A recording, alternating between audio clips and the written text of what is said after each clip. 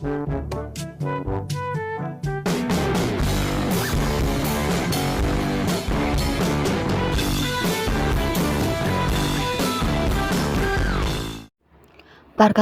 nami abdi Siti Nurhijati kelas 11 MIPA 7 bade nerangkeun tentang warta. Naon ari warta teh? Warta nyaeta carita atawa katerangan kajadian atawa kajadian anu anyar keneh.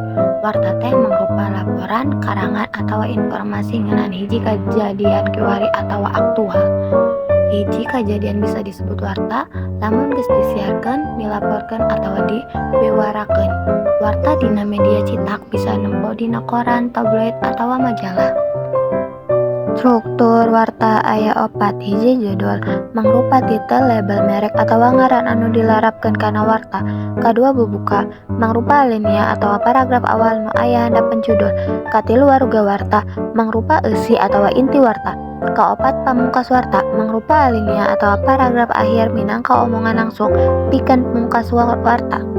Media warta aya 2. Hiji media cetak, koran, majalah, jeung sajabana. Media ieu pisan sae dipake ku pamiarsa anu hayang nyaho kajadian sacara jentre tur didokumentasikeun liwat media cetak. 2. Media elektronik saperti televisi, radio, jeung sajabana. Media ieu pohara efektifna tina nyebarkeun warta sabab loba masyarakat anu teu resep maca jeung teu tiasa ningali sumber kajadian.